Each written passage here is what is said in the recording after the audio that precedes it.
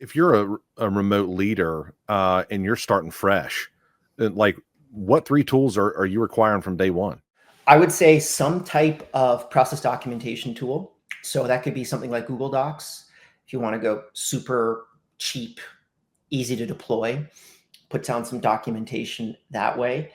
There's a couple really great tools out on the net right now, like Glean is a really good one for process documentation. There's another one that is a running remote alumnus, super.work, which is really great.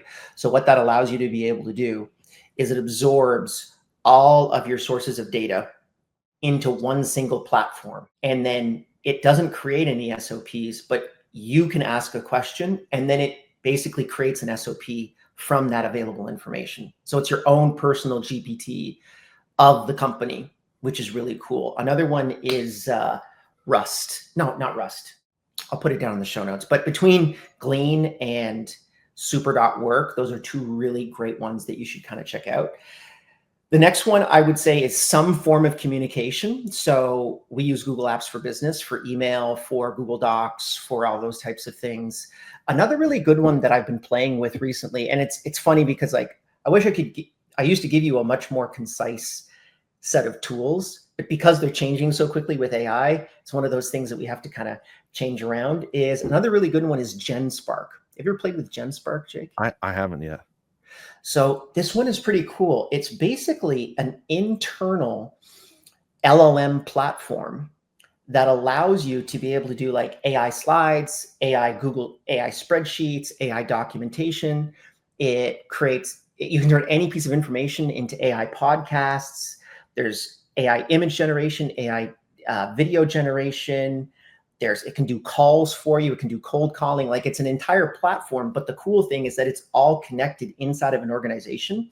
So it also does all of that SOP work as well. It pulls in your Google Drive. It pulls in all of these different data sources. So you can have it all in one place. And the thing that I think is really cool about it is it also has a fantastic MCP server inside of it. And basically what this does is an MCP server allows AIs to have access to APIs.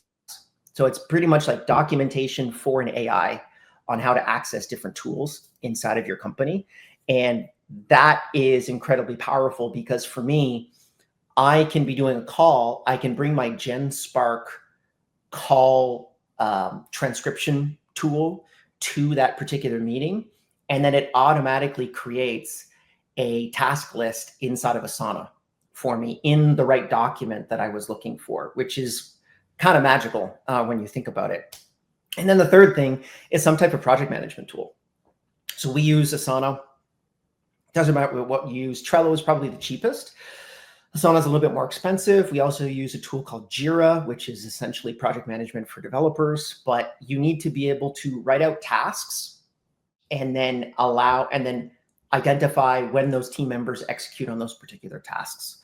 So that's your basic stack that I would use. The other one, obviously, too, is Time Doctor, but I'm a little disingenuous by saying that. But the ability to be able to actually measure that time against those tasks is really important. So if I can figure out how much time I'm spending on this podcast, as an example, which is a task that Time Doctor is currently measuring, and then our pre-interview as well, I could actually look at all the documentation to be able to see, okay, I spent 3.5 hours on this podcast. What's my return on investment 6 months later?